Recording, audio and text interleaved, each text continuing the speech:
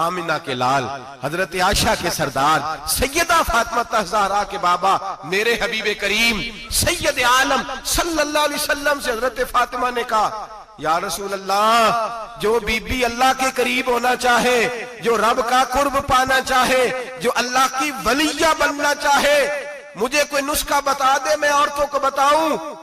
तो मेरे हबीब ने फरमाया, जो बीबी जितना घर के अंदर रहेगी, जितना घर के अंदर रहेगी, जितना घर के अंदर रहेगी, उतना ही वो अपने रब के करीब होती जाएगी, उतना ही अल्लाह का कुर्ब पाती जाएगी, उतना ही रब करीम की वलिया होती जाएगी, उतना ही अल्लाह तबारक व तआला उसे अपनी कुर्ब की मनाजिल तय फरमाएंगे। जितनी वो घर के अंदर रहेगी उतनी अल्लाह के करीब रहेगी, और जितनी सज धज के बाहर निकलेगी, जितनी सवरेगी, उतनी वो अल्लाह से दूर होती जाएगी। जितने कदम उसके घर से दूर निकलेंगे, उतने ही कदम उसके अल्लाह के कुर्ब से दूर होते जाएंगे, उतने ही कदम।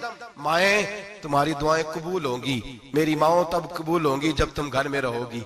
बेटियों, रब करीम का कुर्ब उस वक्त नसीब होगा जब तुम घर के अंदर रहोगी। तुम भाई के लिए मांगोगी तो अल्लाह तुम्हें देगा, बेटे के लिए मांगोगी तो अल्लाह तुम्हें देगा, शोहर के लिए मांगोगी तो अल्लाह तुम्हें देगा।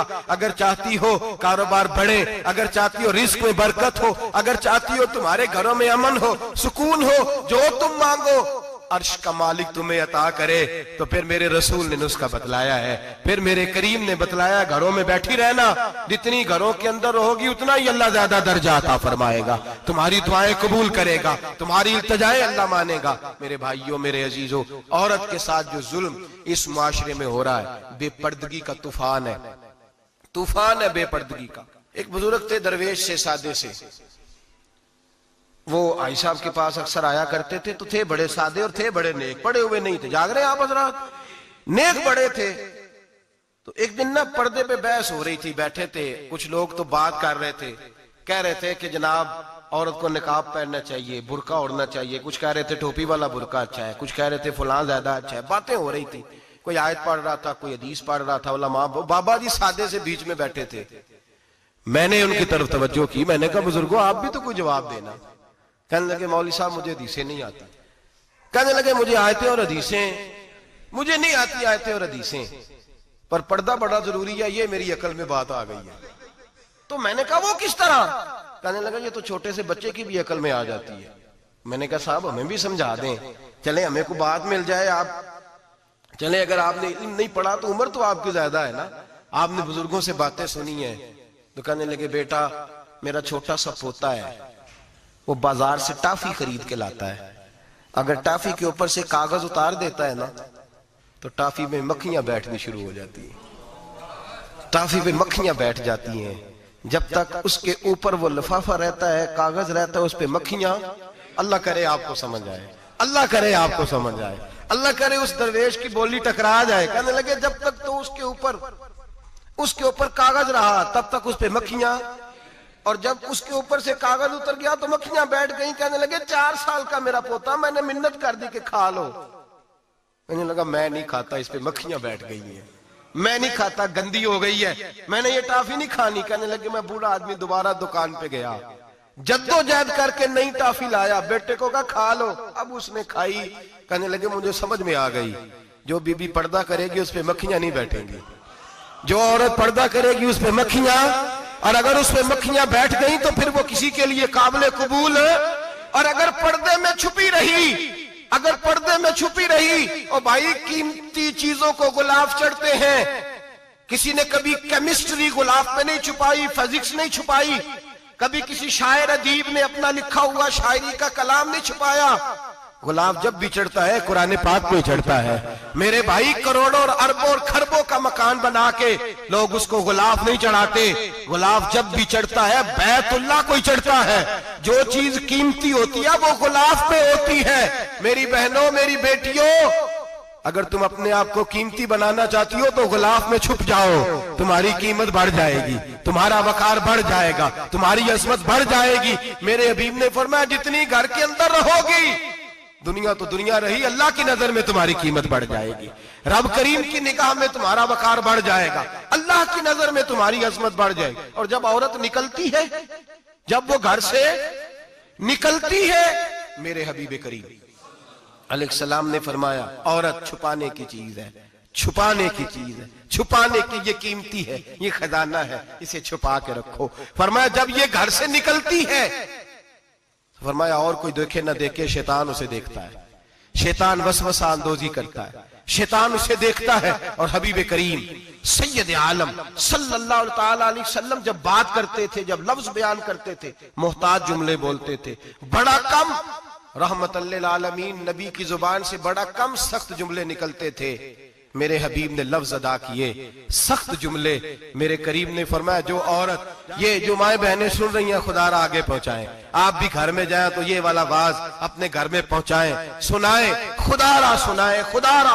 रोज एक कयामत टूटती है और मेरे भाई लाखों इज्जतदार लोग अपने तकिए पे मुंह रख रख के रोते हैं, इसलिए कि वो बच्ची जिसके बारे में कहते थे हमें एतबार है, एतबार, एतबार का लफ्ज बोल के बाप जो जुल्म करता है अपनी बेटी पे, भाई एतबार का लफ्ज बोल के जुल्म करता है बहन पे, एतबार का जुमला बोल के ज्यादती करते हैं हम अपनी जानों पर।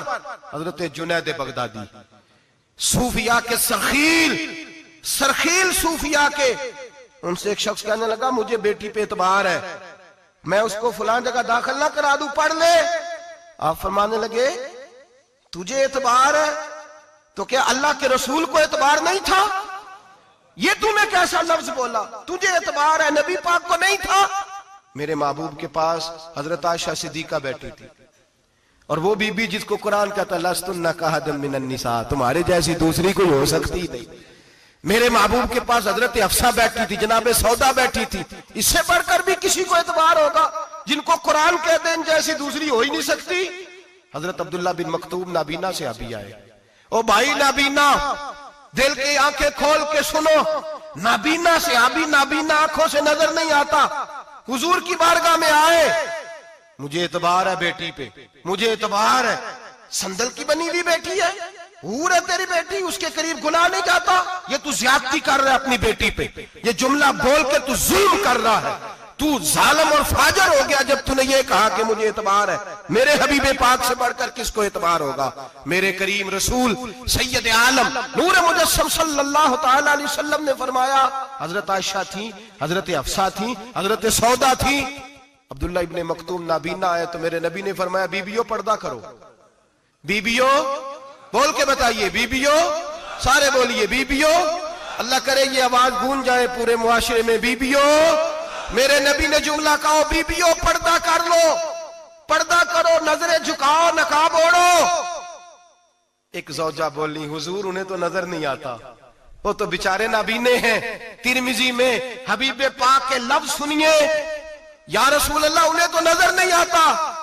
मेरे रसूल ने फरमाया तुम्हें तो नजर आता है ना, तुम तो अंधी नहीं ना, वो एक मर्द आया है, वो एक सहाबी आया है, तुम्हें तो नजर आता है, तुम्हारी आंखें तो है, उसे फितना आए ना आए तुम्हें नजर आता है, खबरदार पर्दा करो, आंखें झुकाओ, चेहरों पे नकाब डालो। हजरत जुनैद बगदादी फरमाने लगे अगर मेरे रसूल पाक अपनी अज़वाज को कहते हैं पर्दा करो और तू कहता है मुझे एतबार है, अगर नबी पाक अपनी बेटी हजरत फातिमा को कहते हैं पर्दा कर, तू कहता है मुझे एतबार है। जनाब जुनैद बगदादी मजीद बोले, आप फरमाने लगे अगर हसन बसरी पढ़ाने वाला हो, राबिया बसरी पढ़ने वाली हो और बीच में कुरान पाक पढ़ा हुआ हो, पढ़ाने वाला हसन बसरी, पढ़ाने वाले हसन बसरी जिन्होंने मौला अली शेर खुदा की सोबत पाई, जिन्होंने उम्मुल मोमिनीन हजरत उम्मे सलमा के घर में परवरिश पाई, फरमाया पढ़ाने वाला हसन बसरी, पढ़ने वाली राबिया बसरी, वो बीबी जो दुआ मांगे तो अल्लाह मुर्दा ऊंट को जिंदा फरमा दे।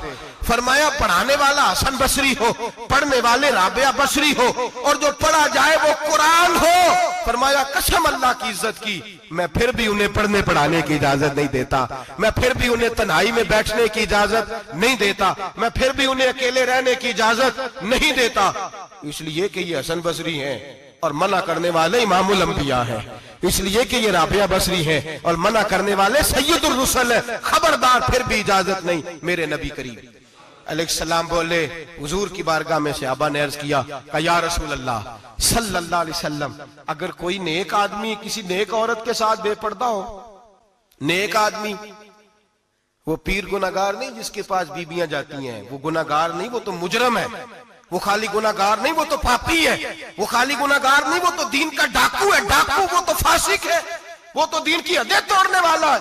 वो तो उसको तो घसीटा जाएगा कयामत के दिन, जो औरतों से बेपर्दा मिलता तो घसीटा जाएगा।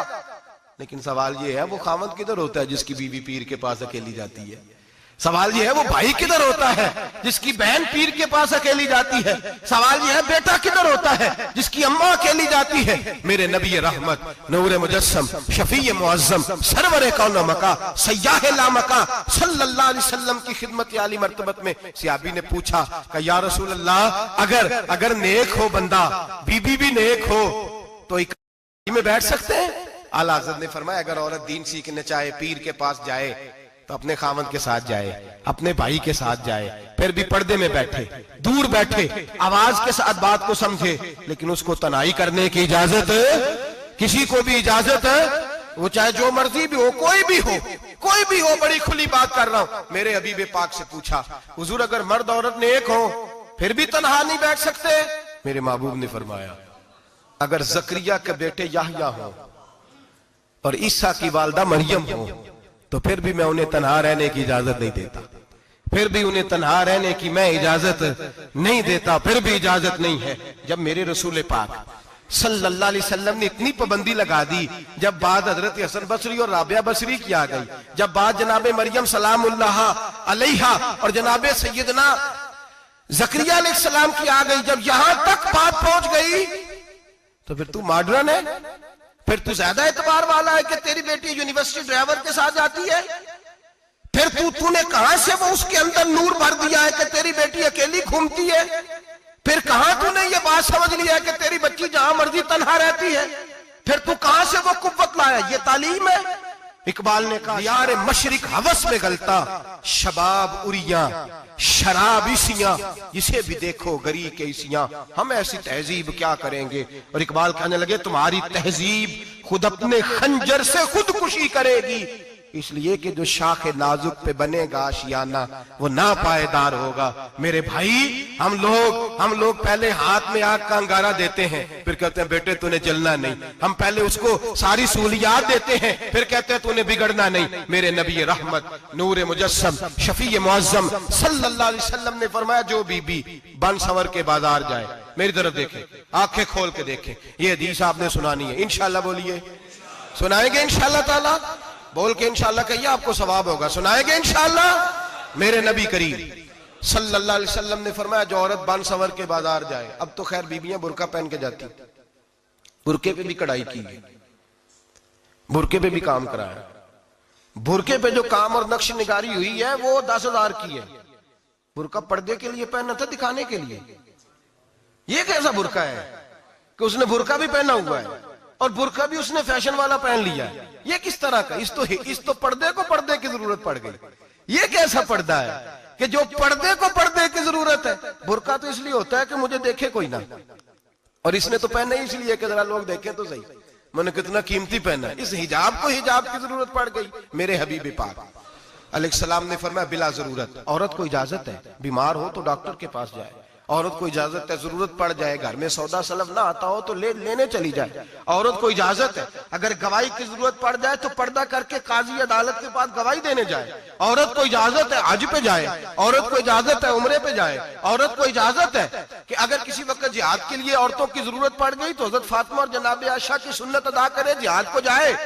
लेकिन अगर औरत मौज करने जाए और रोज कहे वो देखे ना फलां पार्क में थे, आप तो कभी गए ही नहीं, फलां जगह थे, आपके पास तो फुर्सत ही नहीं, फलां मेरी सरगोदे वाली बहन का खामन तो रोज लेके जाता है, आपने तो कभी तवज्जो नहीं फरमाई। रोज पैगाम देती रहे। मेरे हबीब करीम सैयद आलम सल्लल्लाहु अलैहि वसल्लम ने फरमाया, जो बीबी बन सवर के बिला जरूरत बाजार जाए, नबी पाक अलैहिस्सलाम ने फरमाया, एक कदम वो उठाएगी तो उस पर अल्लाह की लानत बरसेगी, फरिश्तों की लानत बरसेगी, जमीन वाले लानत बरसाएंगे, आसमान वाले लानत बरसाएंगे। और मेरे हबीब बोले तो फरमाया, जब अल्लाह की लानत बरसेगी तो मैं भी उस बीबी पे लानत ही करूंगा जो बीबी बन सवर के जाए।